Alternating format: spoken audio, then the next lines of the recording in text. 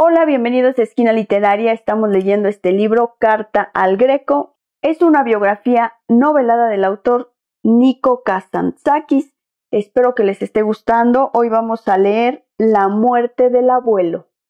Debía yo estar todavía en la escuela comunal cuando un pastor vino a la aldea a todo correr y me llevó junto a mi abuelo que, según decía, estaba agonizando y quería darme su bendición. Me recuerdo muy bien, era en plena canícula, en el mes de agosto. Yo iba montado en un burrito y el pastor detrás aguijaba al animal a cada instante con un palo ahorquillado que tenía un clavo en el extremo. La pobre bestia sufría, se precipitaba y echaba a correr. Me volví hacia el borriquero y le rogué: «No tienes compasión de él. Trátalo mejor, ¿no ves que sufre?» «Solo los hombres sufren», me respondió. «Los burros son burros». Pero pronto olvidé el sufrimiento del animal porque pasábamos por los viñedos y olivares y las cigarras me ensordecían. Algunas mujeres vendimiaban y extendían los racimos sobre los cañizos para hacerlos secar. El mundo despedía un aroma grato. Una vendimiadora nos vio y se puso a reír. «¿Por qué se ríe ella, Kiriako?», pregunté al borriquero, cuyo nombre acababa de aprender. «Se ríe porque le hacen cosquillas», contestó él, y escupió. «¿Quién le hace cosquillas, Kiriako?» «Los demonios». No entendí, pero me asusté. Cerré los ojos y empecé a golpear con mis puños al burrito para que pasáramos rápido y no ver los demonios. En una aldea por donde pasamos, unos gañanes medio desnudos, velludos, pisaban uva en el lagar, bailaban, decían bromas y reían a carcajadas. La tierra olía a mosto, las mujeres sacaban el pan del horno, los perros ladraban, había un zumbido de abejas y de avispas, y el sol declinaba hacia el poniente, escarlata, como si él también pisara uvas, embriagado. Yo también me eché a reír.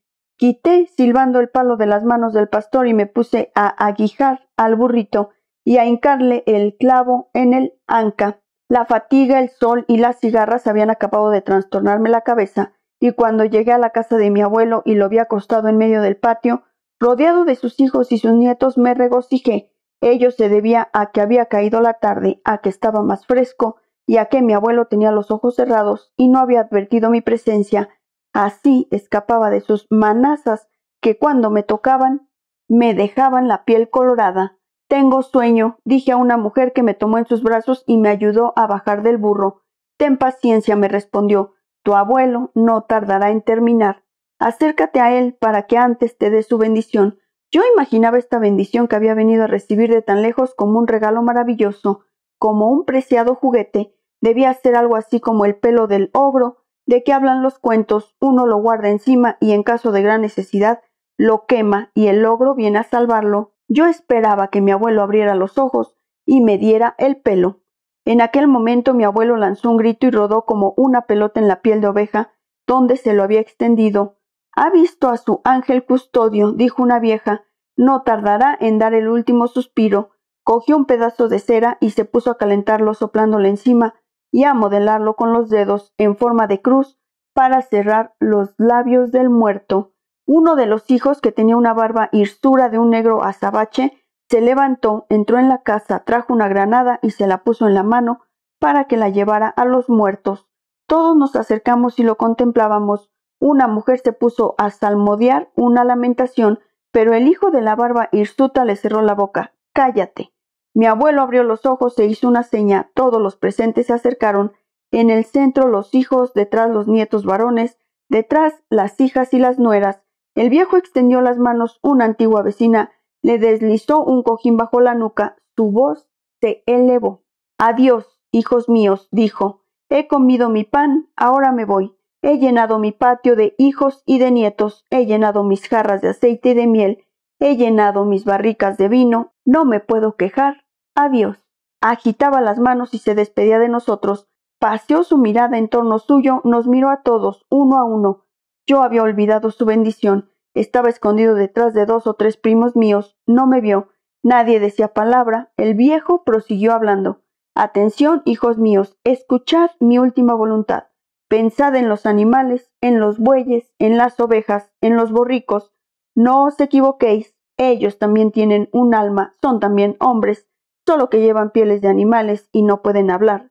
Son antiguos hombres, dadles de comer. Pensad en los olivares, en las viñas, echadle estiércol, regadlos, podadlos, si queréis que os den fruto. Ellos también son hombres, pero muy antiguos, y ya no se recuerdan, pero el hombre se recuerda, y por eso es hombre. ¿Me escucháis? ¿O es que hablo a sordos? Escuchamos, viejo, escuchamos, respondieron algunas voces. El viejo tendió su mano enorme y llamó a su hijo mayor. Constandi, Costandi, un coloso de barba gris y cabellos crespos de grandes ojos bovinos, tomó la mano de su padre. Aquí estoy, padre, ¿qué quieres? En la jarra pequeña hay trigo del mejor. Hace tiempo que lo he apartado para mi pastel fúnebre. Hazlo hervir para el oficio del 9º día. Ponle muchas almendras, tenemos bastantes. Adiós, gracias. No mezquines el azúcar, como tienes por costumbre, ¿entiendes? Tú eres tacaño, no te tengo confianza. Será como lo deseas, respondió el primogénito, meneando su cabezota. Será como tú lo deseas, mi señor, pero los otros también compartirán los gastos. Se hará todo esto, pero que todos corran con los gastos. Están los pasteles fúnebres, eso cuesta, no es una bicoca. Y después están los cirios, y el sacerdote que hay que pagar, y luego el sepulturero, par 10, y luego la comida fúnebre, la mesa con la comida, el vino y el café que tomarán las mujeres. Todo eso trae gastos, ya te digo, no es una bicoca, lo repartiremos entre todos. Se dirigió a sus hermanos a la derecha y a la izquierda. ¿Oyen? Cada uno su parte, entiéndase bien. Los hermanos murmuraron entre dientes. Uno de ellos levantó la voz. Bueno, dijo, bueno, Costandi, no nos vamos a pelear por eso.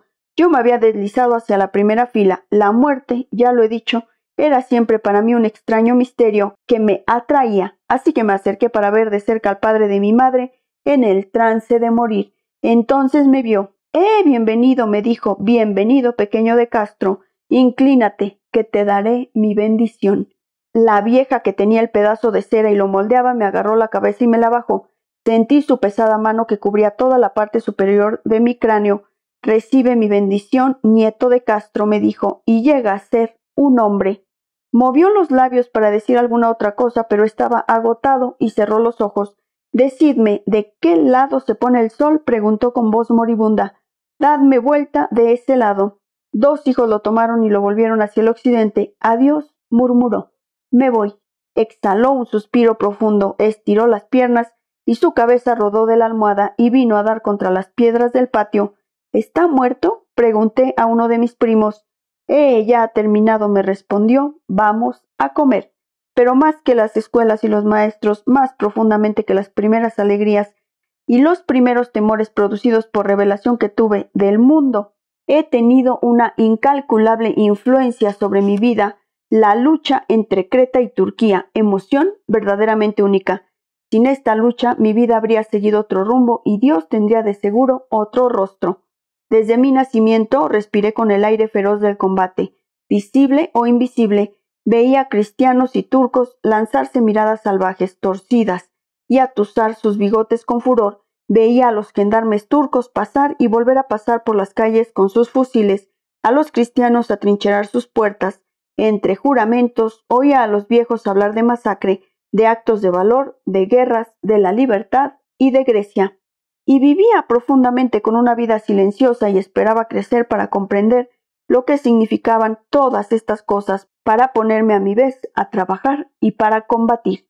A la larga comprendí claramente que la lucha era entre Creta y Turquía, que una combatía para liberarse y la otra tenía puesto su pie sobre el pecho de la primera y no la dejaba moverse. A mi alrededor todas las cosas cobraron un rostro, el rostro de Creta o de Turquía, y se convirtieron en mi imaginación, y no solo en mi imaginación, sino en mi propia carne, en símbolos que me recordaban la lucha terrible. Un verano, el 15 de agosto, se había expuesto sobre un reclinatorio en medio de la iglesia un ícono del tránsito de la Virgen. La Madre de Cristo estaba extendida con los brazos en cruz. Un ángel a su derecha, a su izquierda el diablo, se habían precipitado para apoderarse de su alma. El ángel había sacado su espada y cortado por las muñecas las 2 manos del diablo, que quedaban suspendidas en el aire, chorreando de sangre. Yo contemplaba el ícono y mi corazón se henchía gozoso. Aquí está Creta, me decía. Este demonio negro es el turco y el blanco es el rey de Grecia. El rey de los griegos cortará un día las manos del turco. ¿Cuándo? Cuando yo sea grande, pensaba, y mi corazón de niño se expandía. Mi tierno corazón de niño empezó a llenarse de pasión y de odio, y yo también apretaba mis puños para lanzarme a la lucha. Sabía muy bien de qué lado de los combatientes estaba mi deber, y tenía prisa de crecer para entrar en la lid, después de mi abuelo, después de mi padre, y hacer la guerra. Esa fue la simiente, de ella nació, creció, echó ramas, floreció y fructificó el árbol de la vida. No fueron ni el temor, ni el sufrimiento, ni la alegría, ni el juego los que sucedieron primero. Mi alma fue la pasión de la libertad. ¿De qué tenía yo que liberarme? ¿De quién? Poco a poco, con ayuda del tiempo, logré escalar la abrupta pendiente de la libertad. Liberarse del turco era la primera etapa. Luego, liberarse del turco que uno lleva dentro, la ignorancia, la maldad, la envidia, el miedo, la pereza, las ideas brillantes o falsas. Finalmente, liberarse de los ídolos, de todos los ídolos, incluso los más respetables, incluso los más amados. He aquí cómo, andando el tiempo, cuando crecí mi espíritu se apaciguó. La lucha también se amplió, desbordó Creta y Turquía, se desencadenó a través de todo el espacio y el tiempo y abarcó toda la historia del hombre. Ya no eran Creta y Turquía. Las que estaban en lucha era el bien y el mal, la luz y las tinieblas, Dios y el demonio. Era siempre la misma lucha, la lucha eterna, y siempre detrás del bien la luz, Dios, estaba Creta, y detrás del mal, las tinieblas y el demonio, estaba Turquía. Y así, porque el azar me hizo nacer cretense, en el momento crucial en que Creta luchaba por su liberación, sentí, desde mi primera infancia, que hay en el mundo un bien mucho más preciado que la vida, más dulce que la felicidad, la libertad. Había un viejo capitán llamado el hombre de los pañuelos porque llevaba puestos una gran cantidad, uno en la cabeza, otro en el brazo izquierdo, dos colgados de su cinturón de seda y otros en la mano con el que secaba su frente siempre bañada en sudor. Era amigo de mi padre y venía a menudo a su negocio. Los hombres más jóvenes se reunían a su alrededor. Mi padre le hacía traer café y un narguille. Él abría su tabaquera, se llenaba las fosas nasales de tabaco, estornudaba y empezaba a hablar. Yo lo escuchaba de pie, apartado. La guerra, asaltos, masacres. Megalo Castro se esfumaba. Las montañas de Creta se erigían delante de mí. El aire se llenaba de rugidos, los cristianos rugían, los turcos rugían, mis ojos refulgían al reflejo de las pistolas plateadas. Era Creta y Turquía que peleaban. Libertad, gritaba una, muerte, respondía la otra, y mi espíritu se henchía de sangre. Un día el viejo capitán se volvió a mí, entornó los ojos y me midió con la mirada. Los manzanos no dan peras, me dijo. ¿Has entendido, buen mozo? Yo enrojecí. No, capitán, le respondí. Tu padre es un valiente y tú también llegarás a ser un valiente, lo quieras o no. Lo quieras o no, estas palabras se incrustaron en mi espíritu. Era Creta la que hablaba por boca del viejo capitán. No comprendí entonces estas palabras grávidas de sentido, pero mucho más tarde sentí que existía en mí una fuerza que no me pertenecía, una fuerza más poderosa que yo mismo, y que ella me dirigía. 1000 veces estuve a punto de envilecerme, pero esta fuerza me lo impedía. Creta. Y en realidad, por amor propio, por la idea de que era cretense y por miedo a mi padre, conseguí desde mi infancia vencer el temor. De noche, al principio no me atrevía a salir solo al patio, en la oscuridad, en cada rincón, detrás de cada maceta, sobre el brocal del pozo, estaba agazapado, mudo, un duende velludo y sus ojos brillaban, pero mi padre me dio un empujón y me hizo salir al patio y cerró la puerta con llave. Solo un temor no he logrado aún vencer, el miedo que me daban los temblores de tierra. A menudo Megalo Castro temblaba en su basamento. Se oía un mugido subterráneo en las catacumbas del mundo. La corteza terrestre crujía y los pobres hombres perdían la cabeza. Cuando el viento cesaba de pronto, que no se movía ni una hoja, y un espeso silencio estremecedor caía sobre el mundo, los habitantes de Megalo Castro saltaban fuera de sus casas y de sus negocios. Miraban al cielo y a la tierra y no decían ni una palabra, de miedo a que la desgracia lo oyera y viniera, pero pensaban con terror para sí, va a haber un temblor de tierra, y se persignaban. Un día el instructor, el viejo Paterópoulos, nos explicó para tranquilizarnos, un temblor de tierra no es una cosa sencilla, Niños, no debéis tener miedo. Hay un toro debajo del suelo que muge, golpea la tierra con los cuernos y la tierra se sacude. Los antiguos cretenses lo llaman minotauro. No es una cosa sencilla, pero después de este consuelo del instructor nuestro temor aumentó el doble. Un temblor de tierra era pues una cosa viva, una bestia con cuernos, algo que se agita bajo nuestros pies y devora a los hombres. —¿Y entonces por qué no lo mata, San Minas? —preguntó un muchachito regordete. Estratis, al hijo del macero de la iglesia, pero el maestro se enojó. —No digas esas burradas —gritó—, bajó de la cátedra y le torció la oreja a Estratis para hacerlo callar.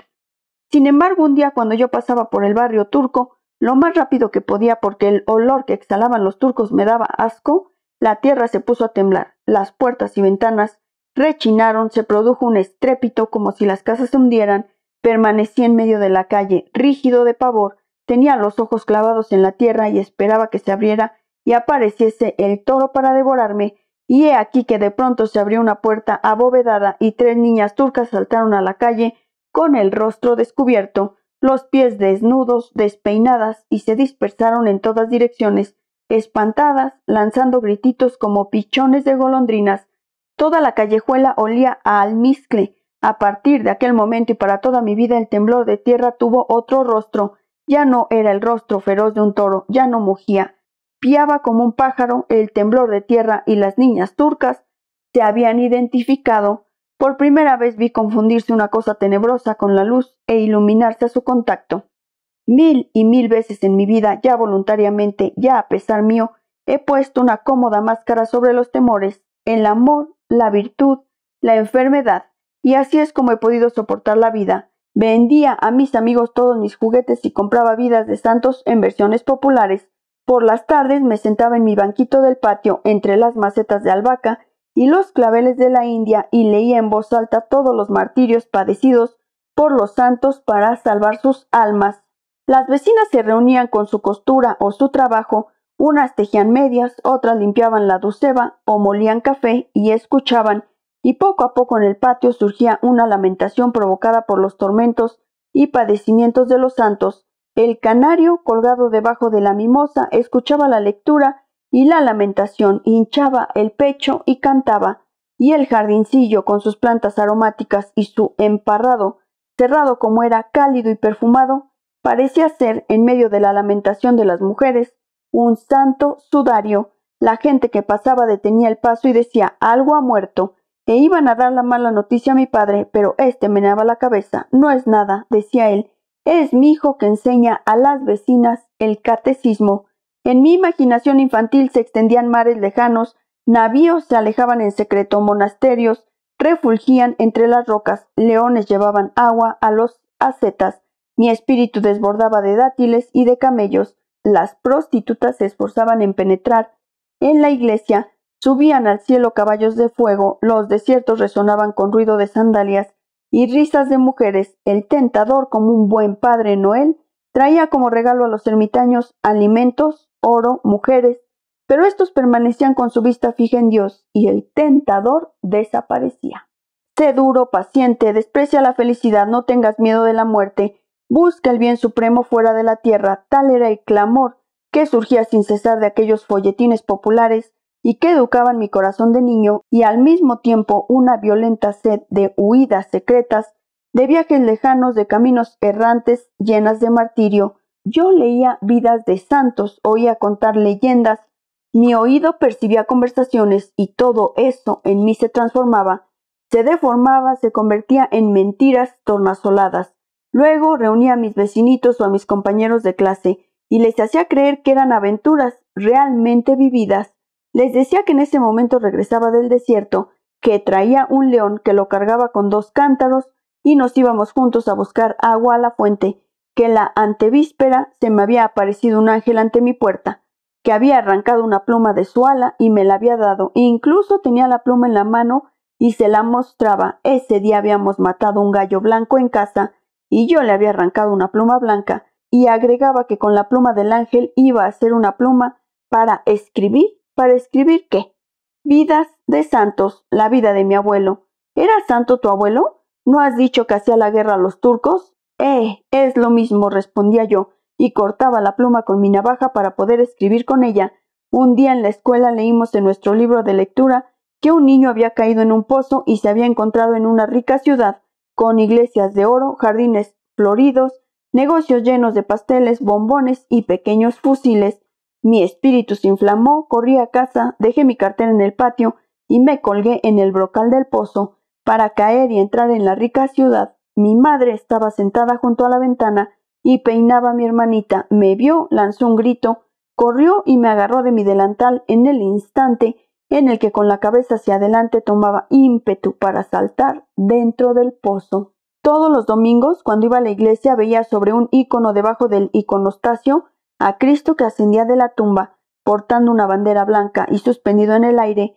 Debajo, los guardias caídos boca arriba lo miraban con terror. Había oído hablar de rebeliones cretenses. Se me había dicho que el padre de mi padre era un gran jefe guerrero y poco a poco, a fuerza de contemplar a Cristo, estaba más seguro de que él era mi abuelo. Reunía a mis compañeros ante el ícono. Este es mi abuelo, les decía. Lleva una bandera, va a la guerra. Allí están tumbados boca arriba los turcos. Lo que yo decía no era verdad ni mentira. Trascendía los límites de la lógica y de la moral. Se cernía en un aire más ligero, más puro. Si me hubieran dicho que decía mentiras, me hubiera puesto a llorar de vergüenza. La pluma en mis manos había dejado de ser una pluma de gallo. El ángel me la había dado. No decía una mentira. Y el Cristo con su bandera tenía la convicción irrebatible. Era mi abuelo. Y los guardas espantados de abajo eran los turcos. Mucho más tarde, cuando empecé a escribir poemas y novelas, comprendí que esta elaboración secreta se llama creación. Un día en que leía la vida de San Juan de la Choza, me levanté de un salto y tomé mi decisión. Voy a ir al monte Athos para santificarme, y sin despedirme de mi madre, así había hecho San Juan de la Choza. Traspuse el umbral y salí a la calle, tomé las callejuelas más apartadas y llegué al puerto. Corría, tenía miedo que me viera alguno de mis tíos y me llevara de vuelta a casa. Me acerqué al primer caique que se disponía a levar anclas. Un marino, curtido por el sol, se inclinaba sobre su vita de amarre y estaba ocupado en desatar el cabo. Yo temblaba de emoción, me aproximé a él.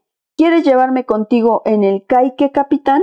¿Dónde vas? Al monte Athos. ¿Dónde? Al monte Athos. ¿A hacer qué? A santificarme.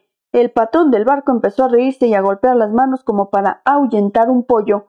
Camine a casa, me gritaba. Me fui corriendo y regresé a casa todo avergonzado. Me acurruqué en el sillón y no conté nada a nadie. Hoy es la primera vez que hablo de ello. Mi primera tentativa de convertirme en santo fracasó. Mi decepción duró años, dura todavía. Hay que agregar que nací un viernes, el 18 de febrero, Día de los Muertos, y la vieja comadrona me tomó entre sus manos, me llevó a la luz, me examinó atentamente, como si viera en mí secretas señales, me levantó en sus brazos y dijo: «Este niño, recordad lo que os digo, llegará a ser obispo». Cuando supe años más tarde esta profecía de la comadrona, ella correspondía también con mis deseos más secretos, que la he creído. A partir de entonces pesaba sobre mí una gran responsabilidad y no quería hacer nada que no haría un obispo. Mucho más tarde, cuando vi lo que hacen los obispos, cambié de opinión. Para ser digno de la santidad, deseada por mí apasionadamente, no he querido hacer nada de lo que hacen los obispos. Espero que les esté gustando la lectura de este libro, Carta al Greco. Los espero el próximo viernes para continuar con esta lectura. Muchas gracias por escucharme.